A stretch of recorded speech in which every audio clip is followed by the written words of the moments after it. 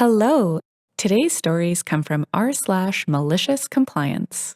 I've got 4 fun stories today, starting with You'll Honor the Price. I have about 20 can lights in my house. They were all incandescent. About 5 years ago, Home Depot had a sale on Cree LED bulbs. Dumb luck, I was on their website at work and saw the deal. I figured it was time to get into the modern day and save some money on my electrical bill. Okay, I'll swing by on my way home. I did not order them online, but the website said the store had them in stock. I printed out the sale price and SKU from the web, went to the store and loaded up my cart, went to checkout, rung up at the wrong price. I showed them the online advert. They said no dice. I said, but you match prices. This is a Home Depot store. This is from a Home Depot website. Manager said, sorry, but the online store is different from the brick and mortar store.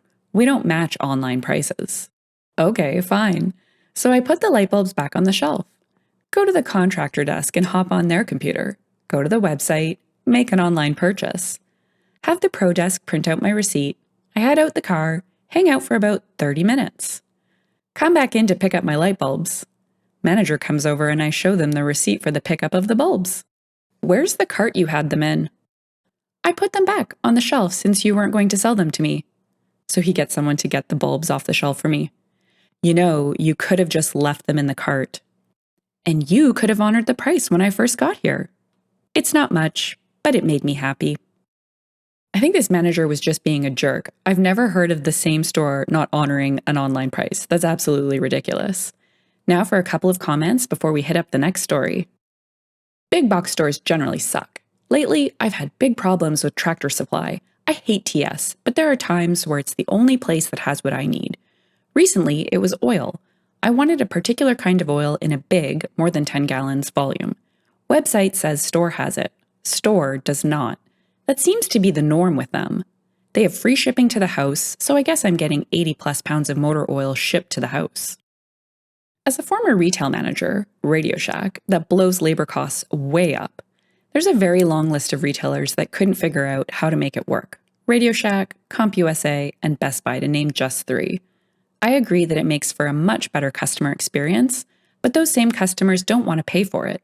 They'll wander in and soak up 30 minutes of staff time getting an education, and then whip out their smartphone and order it from Amazon to save $10. It's simply unsustainable over time. Retailers can't fund a brick-and-mortar operation and staff it with knowledgeable people and keep prices competitive with online retailers. It's like anything else. You can choose 2 of the 3, and where most retail ended up was B&M location and being price competitive. Some retailers like HD and TS are trying to find a third way where in-store prices are higher to help fund a better experience. But then you end up with Reddit threads just like this one. Our second story is, when someone asks you to write your name so they can report you to corporate, do this. I used to work for a car rental company. I won't say which, but the name accurately describes the employee's daily experience working for them. During my time, the company continuously changed policies regarding debit cards for rentals because of the large amount of fraudulent transactions associated with them. This caused much drama with customers, in particular with return customers who hadn't been in since the policy change. Around the end of each school year, many people rent minivans or SUVs to pick up their kid and a bunch of their stuff from college. I had one such customer who did not qualify for the rental vehicle she reserved. Per my training, I was not allowed to rent anything larger than a sedan because she did not have a credit card. When I informed her that I could only give her a Hyundai Elantra, she became enraged. She stated that the previous year she was able to rent a minivan under a debit card, and I informed her that policy had changed since then. She refused to acknowledge that I was doing my job properly. I repeated company policy multiple times and did my best to inform her that I was doing the best I could with the current situation. She refused any attempt I made to placate her.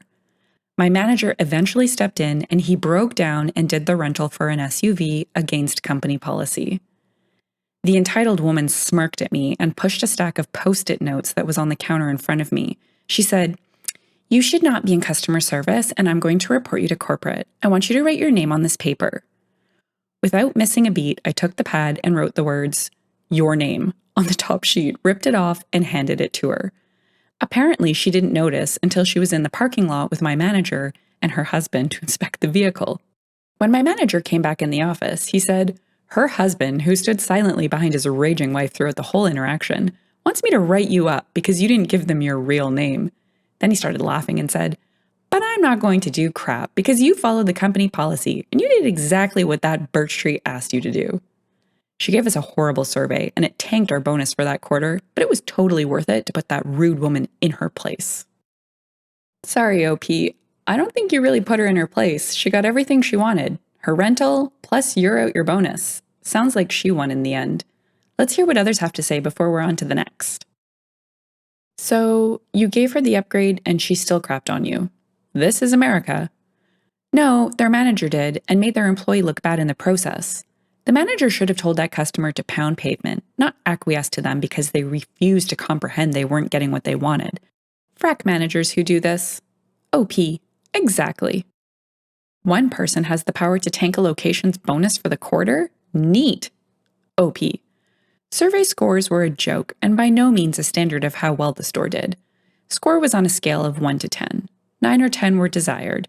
6 to 8 were neutral and add nothing to the overall score. 1 through 5 were failing and weighted such that for every failing survey, 4 positive surveys were needed just to break even afterwards. Next, AT&T Partner Store tried to steal from me, asked me if I wanted to call customer retention, and I complied. This happened a couple of days ago in Hollywood, Florida. I traded up my phone for the holidays on AT&T's website and arranged a pickup in my nearest store. The receipt I had for the pickup said that the phone was being held until December 30th, so I got in on the 29th to pick it up. I needed to get to work and I wasn't going to be available to leave work during business hours, so it had to be then. I was hoping the whole process would take 15 minutes. It didn't. I get there, and the individual, Alan, tells me that my phone wasn't available because I had waited too long and they had canceled my pickup, even though I had until the next day to do so. I show him the email that says that, and he shrugs his shoulders and he says that they canceled the order because they counted the day I placed the order as one of the days towards cancellation, which is obviously stupid. Then he offers to sell me the phone that I was trying to pick up because it's impossible for me to pick up the phone that was being held for me.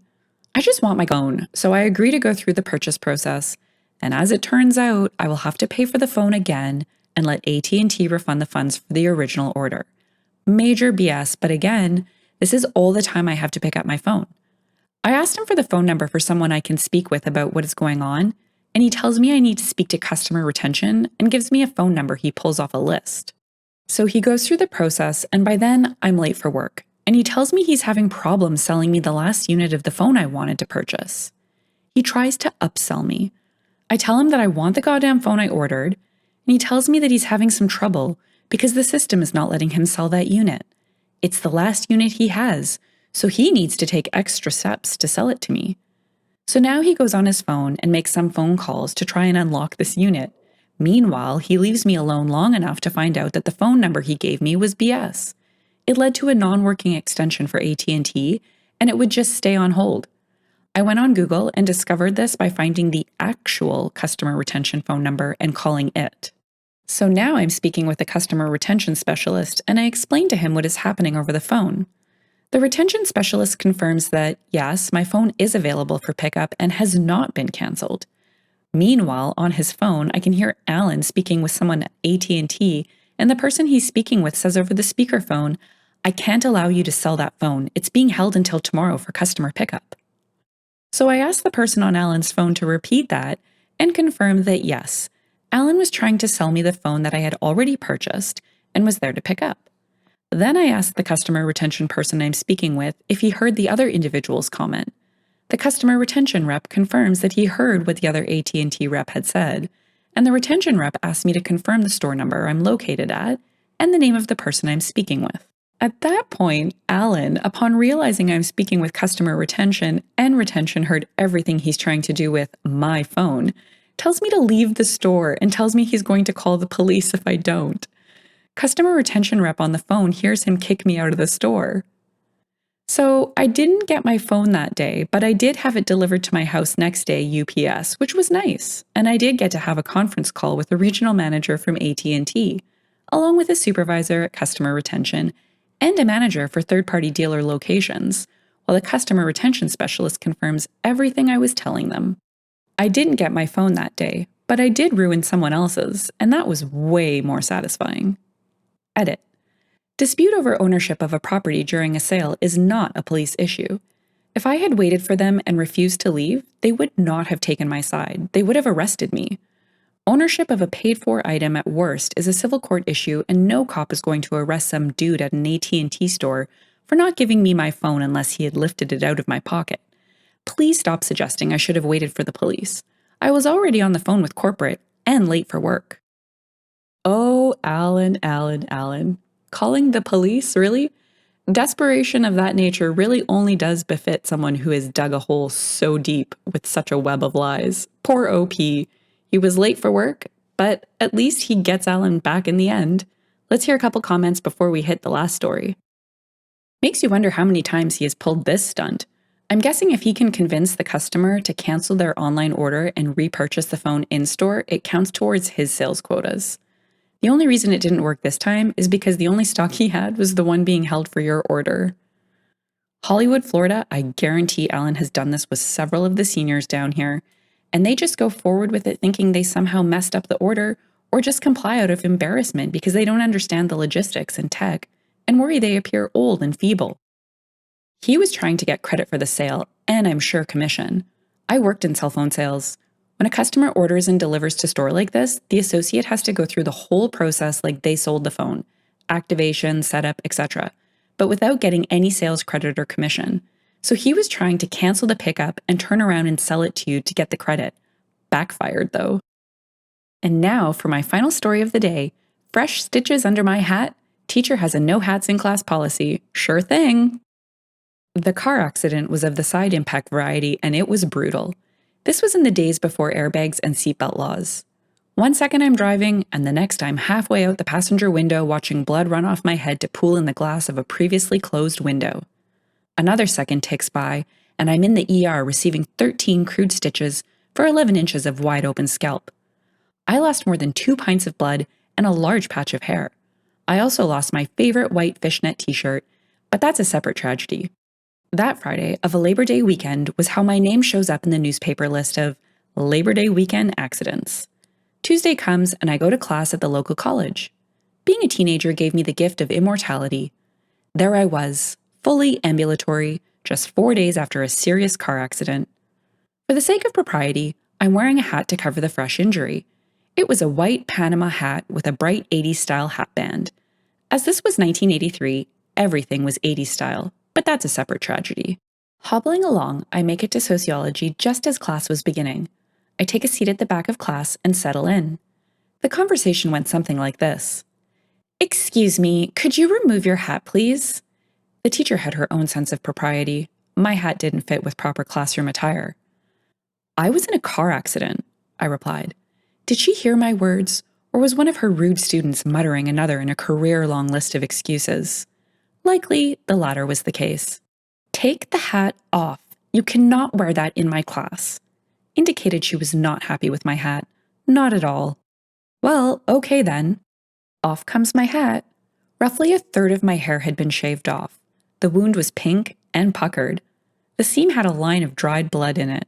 The wound began an inch beyond my missing hairline and continued back, branching into a Y shape. The surgeon's instructions were to keep the wound clean, dry, and unbandaged.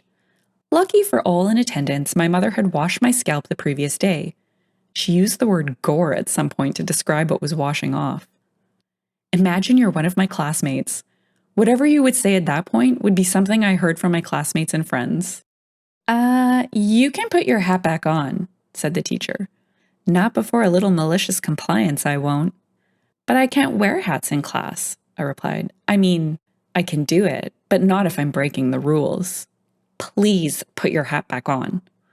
"Okay, if you insist." And the hat went back on my head. My advice is not to engage in malicious compliance on the first day of class. Not in a course where the teacher gives essay questions. That was the only C I received that semester, but that's a separate tragedy. You know how I like to include pictures when OP adds them to their story, but thank goodness there wasn't one on this one. That sounds horrendous. Let's see what others have to say. OP. Side note on the ER doctor. He was a cardiovascular surgeon. The limited number of stitches was due to his wanting to save my life and not caring how pretty it looked. He was wearing golfing pants. I asked, "They call you in off the course?" He replied something affirmative. I'm now in my 50s and still have all my hair, by the way. I'll be happy to never see that scar on display ever again. R.I.P. white fishnet t-shirt. O.P. My mother hated that shirt. Likely the only good thing to come out of that accident. Your mother absolutely orchestrated everything. O.P. He's wearing the shirt. You should see him coming into town on Raman Road. Wait near the airport. When you see him coming, I want you to T-bone his car. If it's the last thing I do, I'm going to get rid of that damn shirt. If you've enjoyed the story and would like to hear more, consider liking, subscribing, and leaving a comment. Thanks, and bye for now.